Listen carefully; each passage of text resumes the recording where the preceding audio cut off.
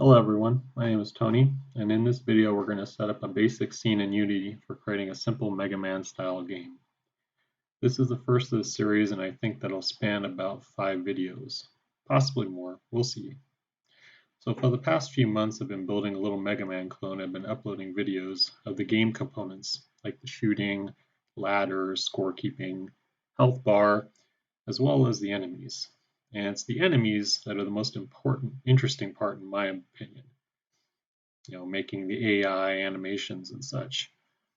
What prompted this video series was a comment left on my YouTube channel asking if I was going to put out the project for study. I wasn't planning on it, so instead I decided why not make some videos of how I built the mechanics of what I guess you could call a simple game engine. All the source code for the lessons will be on my GitHub. See the link in the description. So what we're going to do in this is we're going to build some background, put in the camera movement, add the ground, some invisible boundaries for the walls, and of course add in our player and a little bit of music. So this is the final product. Let's play it and see what it looks like.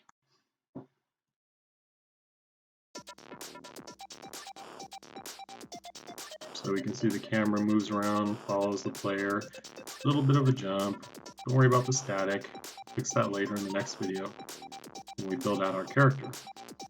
So I'm going to drag this guy up, see the camera goes up, camera's bound to the boundaries of the world, and we're just going to go out and drop them down there and stop right there. So that's the final product. So let's get started and make it. Okay, so the first thing we're going to do is open up Unity, and what we're going to do is we're going to create a brand new project from scratch. So we can do it from A to Z. So open your copy. I'm using the 2019 3.10 version, and there's a newer one now, but I haven't upgraded yet. So it should be pretty much the same for all the versions. So click on New. We want it to be 2D, and we're going to name it Unity Mega Man Tutorial, and then we're going to create. And this might take a minute, depends. My computer's kind of slow.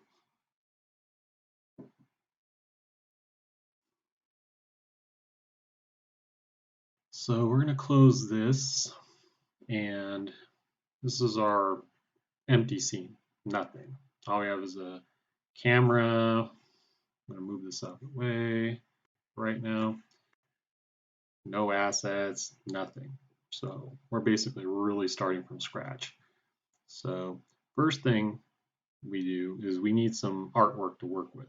So this is the background we're going to be using, which I found off of Google Images. So I'm sure that's not a problem borrowing it because we're just going to use it for the sample. So it's going to be uploaded, so you can download it, or you can go and search Mega Man Sprite background and go to Google Images and find whatever background you want to use for this. It doesn't have to be the same. Also, another site you might want to check into is this one, and we're going to need some audio for later. I've already downloaded a couple, so if there's anything that you see in here or you listen to and you like, then you can download that and use it for yours. So let's get this out of the way. So the first thing we're going to do is we're going to create some folders in here. So in your assets folder down here, we're going to create some folders. So these are going to be used, some of these are going to be used for later. Like we're not going to use animations now. We'll use animations in the next video. And then we will be using audio, but inside of audio, we're going to organize this.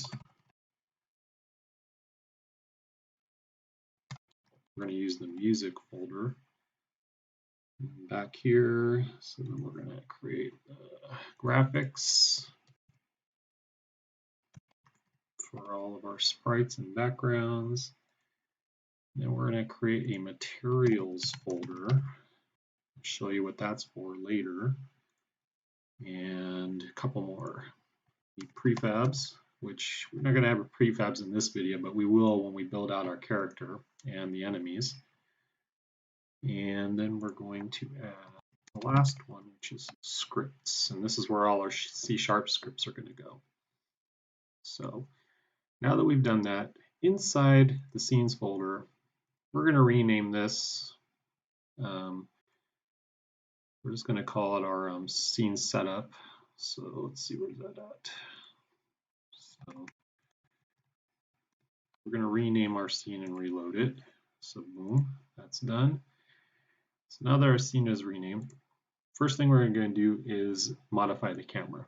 So let's bring this screen back over. Right now, we have nothing in our scene, and we have this blue background. So if you have any borders that are going to come through on your screen when you're playing the game, I don't know if you want the blue, but I know I don't. So we're going to change this, going over to the background here on the camera. And let's see. We're going to change this to black. So all 0. So now, bring this back over. Now we have black background here. Second thing we're going to do is we're going to change the projection size. Now, because we're working with small images, you can find bigger ones, but the one we're working with in this case is 256 pixels wide, which is really small in today's standards. So we're going to change the projection size to 1.5. And so now we look at this, our camera screen here, a lot smaller. So let's zoom this in. Okay, so next step, let's get that out of the way. We're going to import the graphics. So I've already downloaded the image. So if you right click in there, or you can drag and drop into the folder, we're going to import a new asset. We don't want music, what we want is the background. And the background we're going to use in this case is this one right here. So we're going to import that, give it a second to bring it in, and then there. So what we're going to do though is we're going to change a couple properties on this. So first thing, we're going to change the filter mode to point, no filter, and take out the compression so we don't lose any quality. So we're going to apply that. So next thing we're going to do is we're going to bring this image, just bring it this way. We're going to drop this in like so. So there. Now we have the beginnings of a background forming. So once we've done that, we're going to change the scale on it to 1.5. So it's going to bring it up 1.5 times bigger. And then we're also going to reset the transform. So it's back to 0, 0, 0, right in the center. So it doesn't look right. Oh, yeah. So when I reset it, it reset the scale. There we go. That's right. So we're going to rename this too. So when you drag the image in, it created a new game object and added that sprite renderer to put the graphic in there. So we're going to just call this for right now BG1 because we're going to duplicate it so we're able to pan around with our camera so we have a bigger scene than just one single image. So now that that's done, we're going to duplicate that. So now we have 2. And we're going to rename this one though. We're just going to call this one the second one, so BG2. So now BG2 is basically sitting on top of the first one. So up here in the toolbar, go select your move tool, and then you're going to drag this over, and you're going to try and line it up. Zoom in here. And change that to not 5, but 4. And it should be perfectly right next to each other. So now we have these 2 images. Okay, so now we have the background, but we've got some other things that we have to do first. So we're going to create a new empty game object in here. So if you right click over here in this empty area, create an empty. I'm going to call this backgrounds. It's a way to keep it organized. And then these two are going to become children of that. So you can drag and drop those on top of the backgrounds. So in the background, it should be reset back to the center, and then that, and that.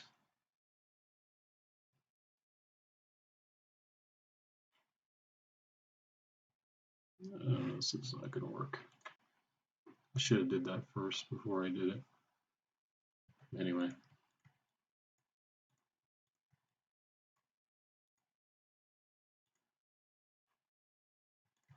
All right, let's reset these again. So now they're both back at the center. 1.5, 1.5. Take the second one. Drag it. We already know it's 3.48. 8.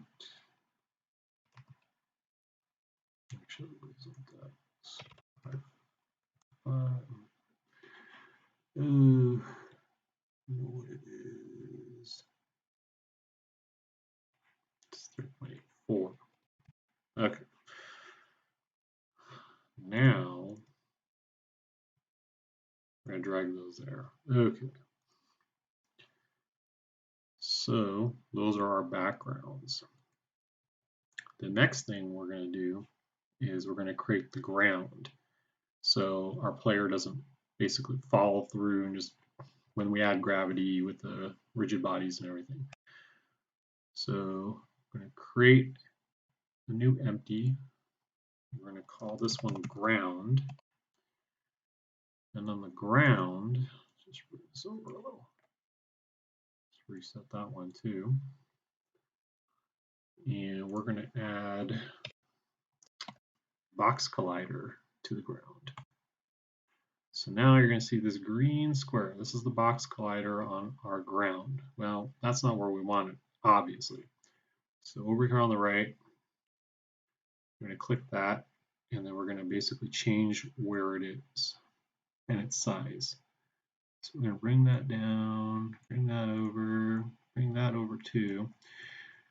Now, when we add our characters and enemies that are basically walk on the ground, they're going to basically, the bottoms are going to touch this area here. So where we put this is important because we want it too high. We want to show the illusion of depth. So we're going to bring it down to about, just say about there's fine. And then we're going to drag this part over. We don't need it that far. Bring it to about there. Okay, so that is our ground right there. So now we have another thing. If our player walks over and goes past this point, well, they're going to fall out of the scene. So we're going to add some walls now, or boundaries. So we're going to create another empty. We'll just call it boundaries. And we'll zero that back out. And then inside of here, we're going to create an empty, but we're going to call it wall left, or the left wall. And on this one, we're also going to add a box collider. So then we're going to edit its shape. I'm going to bring it over here a little bit past the image and a little bit in front of the image. Drag that down. Drag that down. Bring this over a little bit more, actually. Doesn't have to be perfect.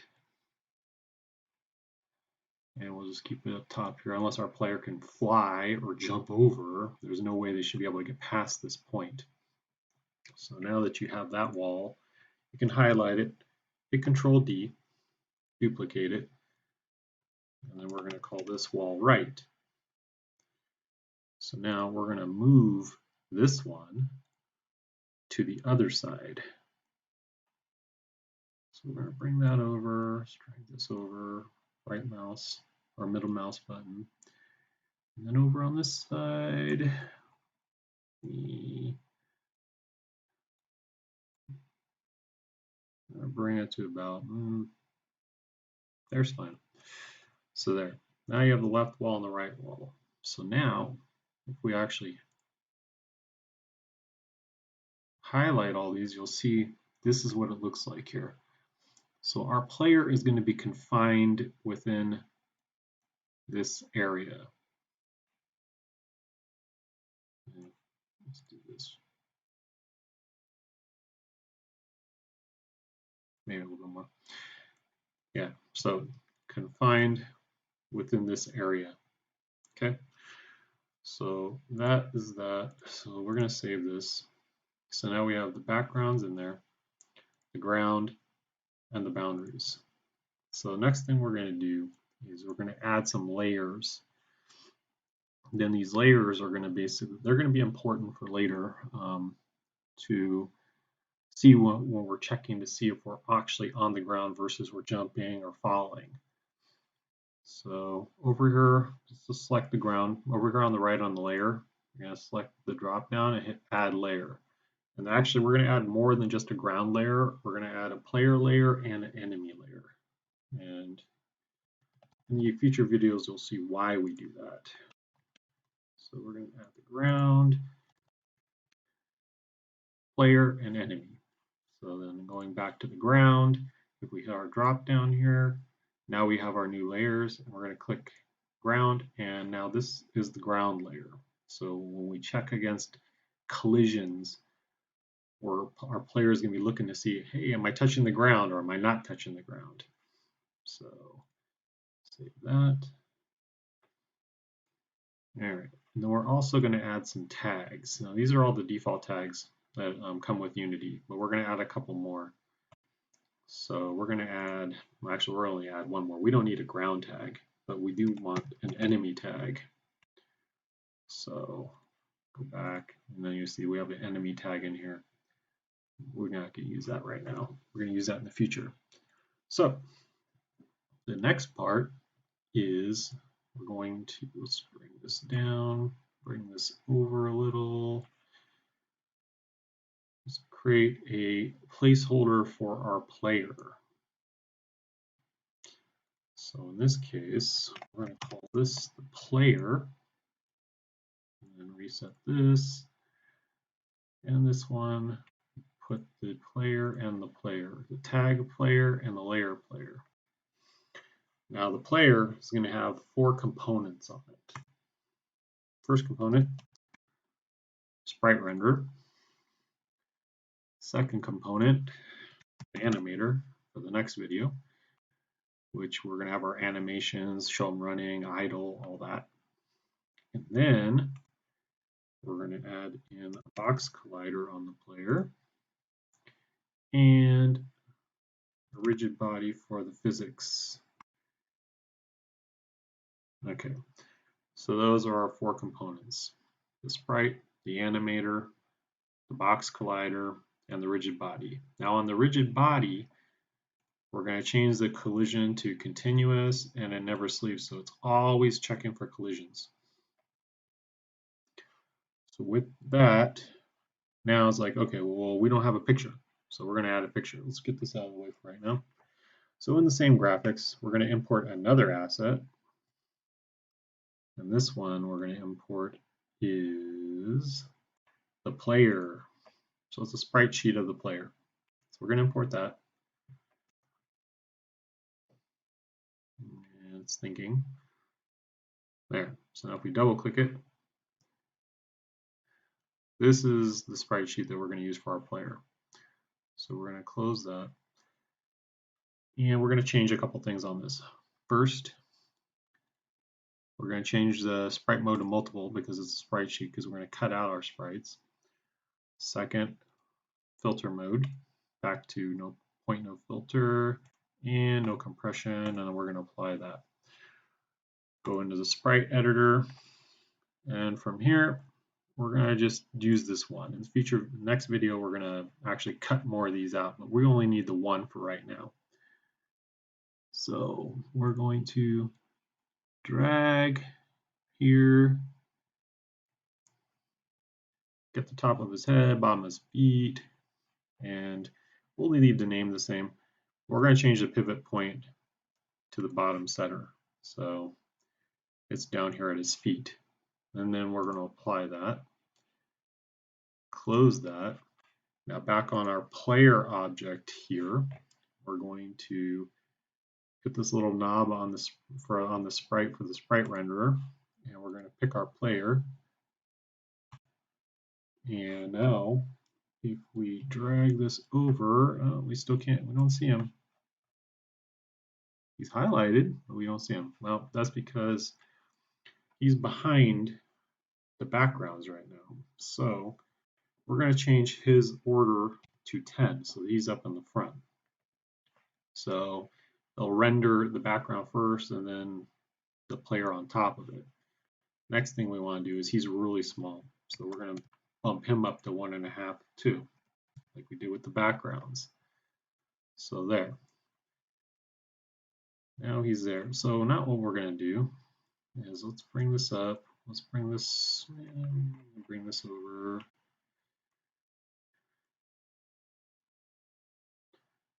We're going to play this. So he should fall and land on there, you would think, right? Well, let's play it and see what happens. Actually, technically, he's going to fall through. Why? Well, we added the box collider before we added the image.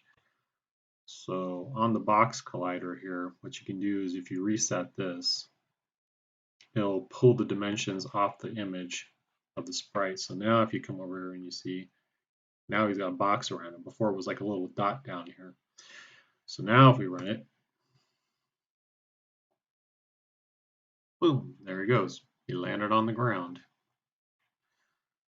So this is where we had our ground. So now he's grounded. So let's stop that. Save those changes. Okay. So we have our boundaries, we have our player, we have the ground, the backgrounds. Now we need to add the camera movement. So this is where we do a little bit of coding. So we're going to drag this out of the way. We're going to come down into our scripts folder, and we're going to right click and create a new C# script. We're going to call it camera follow.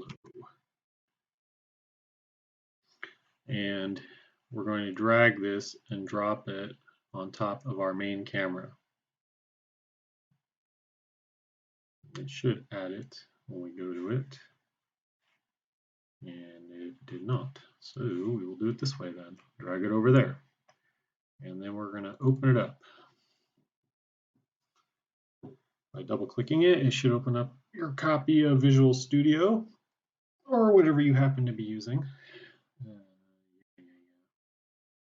Whatever. Okay. So first thing we want to do is we're going to get rid of these because we don't need these. But what we do need is late update function. So that this renders after everything is done moving around. So we need some fields now. So we're going to add some serialized fields. First one's going to be a transform to the player, which is basically the location of player. The next one is going to be a serialized field for float, which is going to be the time offset, which we'll talk about in a little bit.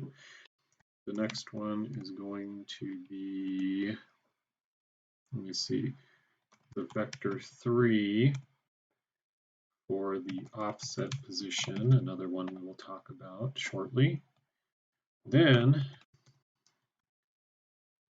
I'm going to create another vector 3, and we're going to call this bounds min.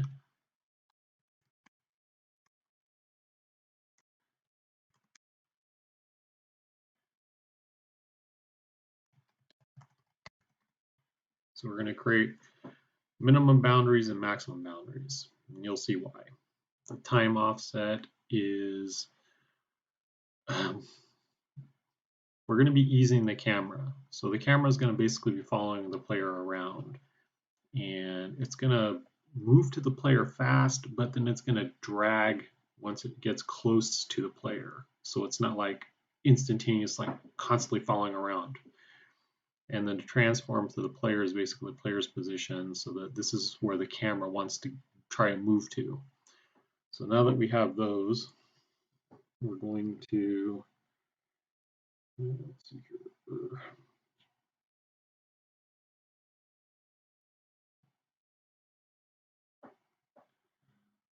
First thing we want to do is if the player object or transform is gone, we don't want to do anything with the camera, otherwise we're going to get a whole bunch of errors saying, oh, object's not around, object not created, object, this and that. So first we want to do, all this is going to happen while we know that the player is not null. So the first thing we're going to capture is start position, which is going to equal to where the camera currently is. The next one we're going to add is the target position, and that is where the player is, because that's where we want our camera to go. Now, here's where the offset comes in. In Mario and certain other games, they may have the camera a little bit back towards where the player is and then leave a bigger opening in the front to see what's coming at you or what's ahead. So you can adjust this. I leave it at 0 right now, but I'm putting it in here just in case you want to expand upon this and be able to change the offset of where the camera positions itself. It doesn't have to be directly in the center where the player is. That's what this offset is. So it'll take the position of player and move itself, whatever you choose the offset to be, in relation to where the player is. So to do that, we're going to take our target position X, we're going to add the offset position X. And it could be negative and it would subtract, so or positive and add to it. And then we're going to do the same thing with the Y.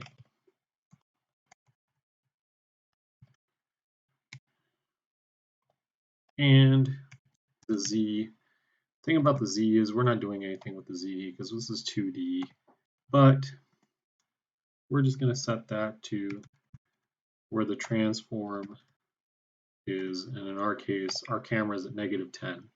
So it's just going to change it to -10. You can hard code this to -10 if you want, but I'm just going to leave it based off what the camera. So if I change it in the camera, it'll change it in here. And we're not going to do anything with the offset, but if you wanted to, you can add that on there. So we're just going to static, we're going to keep the Z where the Z is and only worry about the X and the Y. So next part is we're going to set up the boundaries where our target goes. So that's where we're going to clamp the values. So target position.x bounds in bounds max. So what this basically says is clamp is basically, well, you can read it right there. It doesn't let it go beyond the minimum or beyond the maximum. It keeps it within. So if target position happens to be less than the X of the minimum boundary, it'll change the value to the minimum boundary. If it happens to be beyond it, it'll change it to that. If it's within it, it doesn't touch it. So it confines it within a range, basically. So now that we have that, we're going to change that Y. Same with that, same with that, and same with that. So now we're locking our target X and Y within our boundaries. Last but not least is the actual movement aspect. So we're going to change the transform's position. We're going to use lerp, so vector 3, lerp. So where do we start? We start at the start position. Where are we trying to go to? We're going to the target position. And we need a value basically between a time variable or a progress variable, however you want to call it. But we haven't defined t yet. So above this, we're going to create t. And this is where time offset comes into play. So t is equal to, this is an easing function, or this is going to be an easing equation that I found. So we're going to say mathf dot power of, so we're going to say f minus the time offset, and then it's going to be time dot delta time times, and we're going to use 30 because we want 30 frames per second. So this determines how sharp it becomes. So we're going to save that. So now this is our camera function. So we start, where are we starting? Where do we want to go to? Or where do we want to move to? If we want to have an offset where it's not directly on top of the target, we add on the offset. We make sure that our target is within the boundaries that we define, and then we move the camera down here. So now that this is done, I'm going to go back over to Unity, bring this back over, let's save that, and we're going to try it out. So there's our player. So let's drain this over, select the player so we can move the player. So if we move the player, see, nothing happens. Nothing happened because we haven't set up our variables yet. So let's leave it running. We're going to go over to the camera here because we've basically created all of this stuff when we did the serialize in the script. So first thing we want is the player's transform. So you drag your player object and drop it there. Time offset, we're going to use 0.25. So now, if we select our player, still nothing.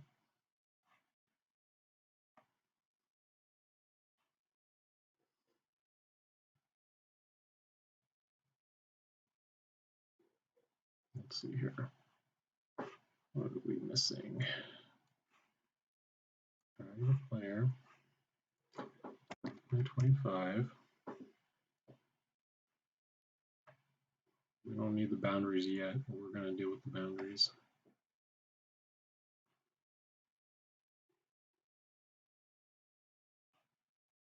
Okay.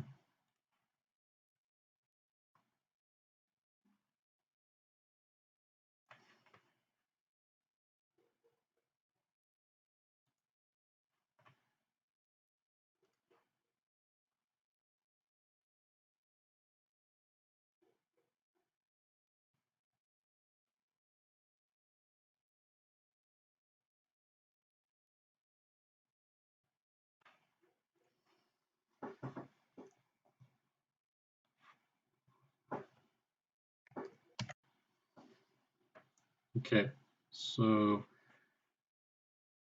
I forgot, we need to set up the boundaries first, because otherwise it's just going to stay in the center. If we were to actually, you know what, let's stop that here. Let's take out the clamps first. So you can see, take out the clamp.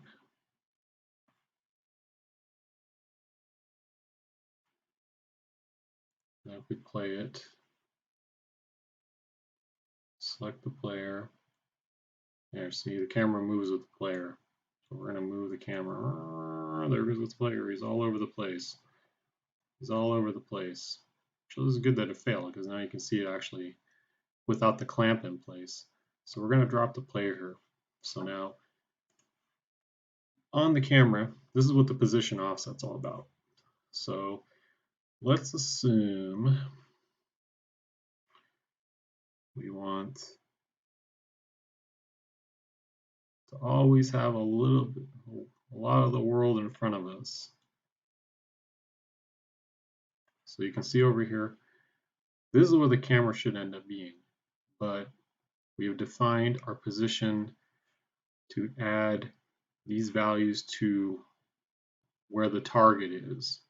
So the camera is always going to be up in the front there. But we're not going to do that, but you can see it in action. So you see, it basically follows him, but it has a lot more of the area in the front, so you can see what's coming early on. So now we're going to get rid of that. We don't want any of that. We're going to keep it at 0.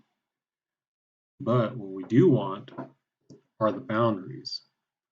Now the boundaries, we don't want the black to be, we don't want this black area to be exposed. We don't want to see any of that.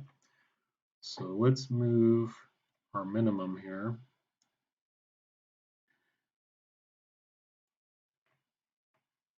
Of course, here we go. Now it doesn't want to work again.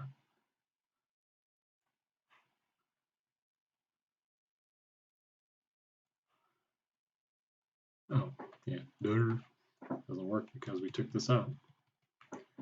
So save that.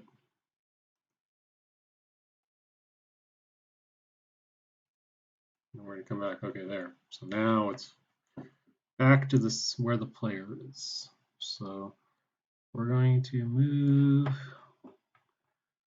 We want our camera to not go into the black area like there. So we want to right on the edge. So let's see, what does 75 look like? Yeah, it's right on the edge. We'll say 78. Leave a little bit of a gap there. Now on the right side, let's move our player. No. Player's outside of the camera range. We're going to fix that because we're going to change this. Drag that over. Zoom in on that. So where do we want that to be? Out there. Let's say 8. Yeah, that looks good. All right. Now the other thing is up here. We have this area that's above the camera view. So what we're going to do with our player is we're going to drop him. We're not going to be able to see it. So what we're going to do is we're going to take off his gravity for right now off the rigid body. Now if we drag him up here, he should just sit. So now we want to define the top of the camera, which is the max Y. And we're going to go up, not too much, a little bit, nope. 16? What, 17? Yeah, we'll do 17. Zoom in. It shouldn't go beyond that, so we shouldn't see any of the black. So there. So now we've defined our camera boundaries. So what we're going to do is on this camera follow script off of the camera, we're going to right click and we're going to copy the component. So now if you hit stop, you lose all your values. But now that you copy it, you're going to right click and then paste the values so you get them back. So we'll save that. And if you go to your player, we didn't copy that. Gravity should go back to the rigid body, which it did. So now if we play it, we're going to move our player around. So move, see the camera moving with them, moving around, yep. If we drag it up, over, see the camera go up, go down, up, back over, etc., etc. Drop them from the top, boom, falls down to the ground. Okay, so that part is done. So now we're talking about the materials folder in the beginning. Well, the material, let me get this out of the way. we're going to create a material. It's going to be a physics 2D material, which we're going to call slippery. Now, as I've been developing it, when his box collider or any of the box colliders happen to get on the edge of another box collider, he sticks for some reason. I don't know why, but he just sticks. So, Google basically was suggested, add a slippery surface to him. So we're going to create this physics 2D. We're not really using it now, but we will be using it in the future. So we're going to take that material, then we're going to go to our player here, and we're going to add that material to his rigid body. So here on the rigid body, we have the material option. We're going to select the material and apply it. So it doesn't do anything right now, but it will. But actually, it will do something if you watch.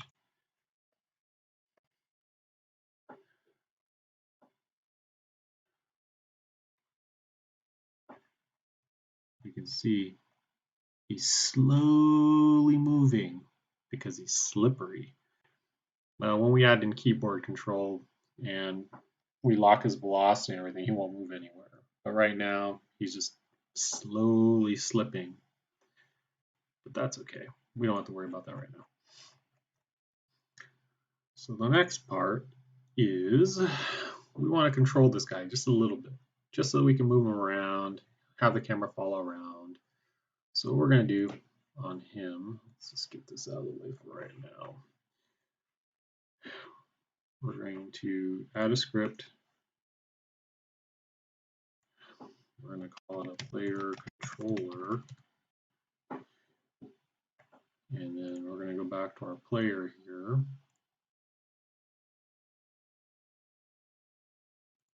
Come on. There. You can drag that over here and open it up in Visual Studio. We're going to define some variables here. We're going to worry about cleaning this up later, but we just want some initial stuff to start with. So we're going to define a float that we can access through the inspector. We're going to call it move speed, and we're going to just initialize it to 3. Then we're going to create another float, and this is going to be jump speed. We'll just set that to 3 as well. And we're going to define a float called key horizontal. Don't worry about the naming conventions. Then we're going to define a bool called key jump. So inside of our update, like I said, this is just very beginning, humble beginning. So we're going to use our move speed. But before we do that, what we need to do is get a handle or a grip on our rigid body, because we're going to use the velocity of the rigid body to move our player around. So we're going to create another variable here of a rigid body 2D type. We're going to call it RB2D2. And in our start function, we're going to use that. And then we're going to get our rigid body there. So now we've basically have a handle to our rigid body 2D and that we can use in code. So now inside of our update function, which runs every frame, we're going to set the velocity to a new vector 2. And so we're going to use the x on this. So for the x, it's going to be the move speed and whatever the current value for the rigid body's velocity y. So the y will vary through each frame, whether it's being utilized or not, but the move speed will basically be left on the right. But before we can do that, what we need is what key are we pressing? So we're going to use our key horizontal and use input.get access raw. And then inside we're going to use horizontal, which should be defined. Now, get access raw, if you don't press the left or the right arrows, it'll be 0. If you press left, it'll be -1. If you press right, it'll be +1. So we're going to take that. So that'll define our left and right movement. So key horizontal times the move speed. So if we're pressing left, it'll be -1 times the move speed, which will turn it to -3. If we're pressing right, it'll be 1 times 3, which is remaining as +3. If we don't press anything, it'll be 0. So our guy shouldn't move at all. So we're going to save that, try that out. Compiles in the background, and we can save this. We're going to bring this back over, and then we're going to play it. So now on the screen, press right. Oh, look, he's moving. Press left. Hey, he's moving around. Kind of fast, but that's okay. We won't worry about that later. Right and left. So then we're going to stop that. Now we're going to deal with the jump. So before we do that, jump, we're going to use the space bar. So we're going to get an input, and then we're going to get key down and key code of space, or the space bar. So if you press the space bar, it'll be true or false. So down here, if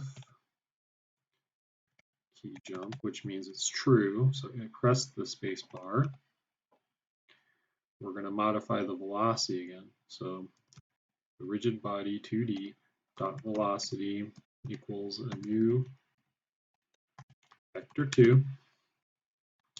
Now we're going to leave the X how it is because we're going to hold the left and the right buttons down to determine left and right movement. So we're going to use the existing velocity on the X, and we're going to use the jump speed to determine how much velocity we are using on our jump. So now we're going to save that.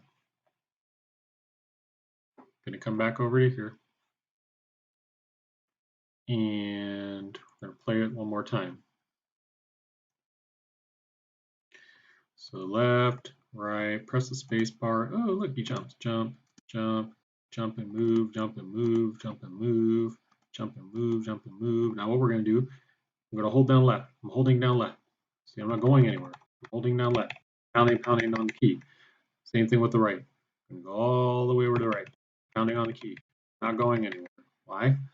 Because, let's just shrink this down so we can see better here. We have our boundaries. Those are our boundaries that we created. Our box collider is colliding with this box. The box collider on our player is not going to go past this point. So I can go left, right, nope, nope, sorry, not letting me through. Let's say, for instance, okay, I was talking about falling through the right. So let's take the wall. Let's disable it for right now. Now if I press right, my guy just fell off the wall. He just fell out of the scene. So that's what the wall does. Those are what those invisible boundaries do. They basically set up the wall so our box collider will not go beyond this box collider. So it confines us into this area. It's the same with the ground. So let's try that again. So we have a box collider with the ground too. So we have the ground. You can't really tell it, but it's right there. And then you have him because it's a green background. But it's right there and then there. So now let's turn off the ground. Ready for this? Ooh, he just fell through the ground. Out of the scene again. So that's what the box colliders do in the boundaries. Okay, so now we have that. Last but not least, very, very boring. There's no sound. Maybe we should add a little bit of music, even though, there's really no action. But at least the music will, spice it up a little bit. So over here, we're going to create another empty object. And this is temporary because there's another one in the future videos that we're going to use. It's based off of something else. It's a little bit more elaborate than what we're going to do here. We're going to call it music player. So on the music player, let's just get this out of the way for now. Can reset the coordinates on that. We're going to add component. We're going to add audio source. And on the audio source, we don't have any audio yet because we need to import it. Let's put this up here. So in our audio, we're going to go into our music folder under audio and assets, and we're going to import another file. And here inside, that's where that website I gave you earlier, you can go find something. We're going to use this audio. It's called No Monkey. So we're going to import that.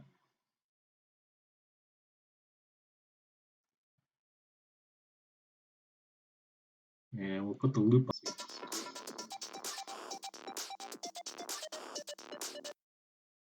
We're going to add that to our scene, just so that it gives a little bit of excitement. So now back on our music player, in this audio field here, we're going to drag the No Monkey. And then we're going to loop it, and it's going to play on awake, which basically means as soon as the scene starts, everything, as soon as this object or this component starts up, it's going to start playing it automatically. So let's save that. Bring our scene back over. Get that over there. Bring this one up. And play it.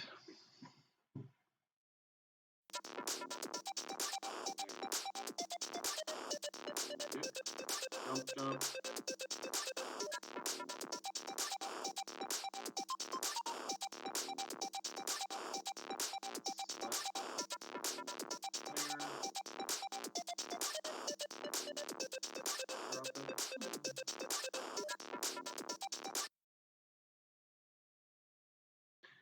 And that's it. We made it to the end. So we set up a very simple scene. We have camera movement. We added some music to it so it's not so boring, it's not so silent. Our background images, you can extend this out. Actually, I encourage you as a expansion upon this, add in the third one, extend it out a little bit more. So create a third one, drag it over, change your camera boundaries, and then there's a couple other things that you would need to do. And one being move the right wall boundary, otherwise you're going to be stuck over here and you're not going to be able to make it over to the third one. And extend your ground, because if you don't, say you do that, you're going to basically fall through.